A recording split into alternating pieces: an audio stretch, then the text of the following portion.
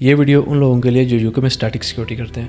Static security کے بارے میں عام طور پر یہ تاثر پایا جاتا ہے کہ وہاں پہ آپ نے کچھ بھی نہیں کرنا ہوتا، جسٹ جانا ہوتا ہے، چل کرنا ہوتا ہے، ریلیکس کرنا ہوتا ہے، موویز دیکھنی ہوتی ہے اور واپس آ جانا ہوتا ہے۔ لیکن ایسی جگہوں پہ سم ٹائمز کچھ سچویشنز ایسی آ جاتی ہیں جس کے لیے آپ کو مینٹلی پریپیئر ہونا پڑتا ہے، لیکن اس سچویشن کے لیے آپ کو پراپر بریفنگ کا ہونا بہت ضروری ہے۔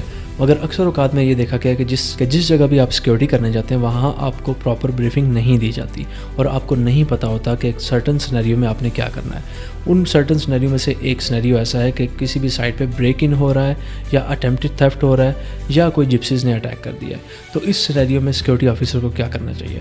تو اس سینیریو میں بہت سے سیکورٹی آفیسرز یہ کرتے ہیں کہ کنفرنٹ کرتے ہیں آنے والے لوگوں کو۔ تو آپ نے ایسا بالکل نہیں کرنا، آپ نے اپنی سیفٹی کا سب سے پہلے خیال رکھنا ہے۔ جتنی بھی کمپنیز ہیں ان سب کی یہ پالیسی ہوتی ہے کہ آپ کی اپنی سیفٹی پہلے ہے اور باقی ساری چیزیں بعد میں ہیں۔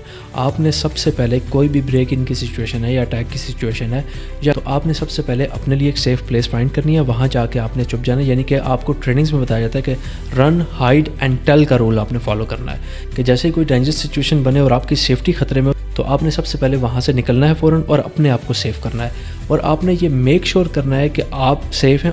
اس کے بعد آپ نے پولیس کو انفارم کرنا ہے، اپنی سیفٹی کو اپنے پہلے دیکھنا ہے اور بعد میں اپنے کسی کو انفارم کرنا ہے۔ کوئی بھی چیز ہے آپ نے اس کی پرواہ نہیں کرنی، کیونکہ جو بیسک چیز ہے یوکے میں، یوکے سیفٹی لاء کے اکارڈنگ جو امپلائر بھی آپ کو کہتے ہیں کہ آپ کی سیفٹی پہلے آتی ہے اور باقی ساری چیزیں بعد میں آتی ہیں۔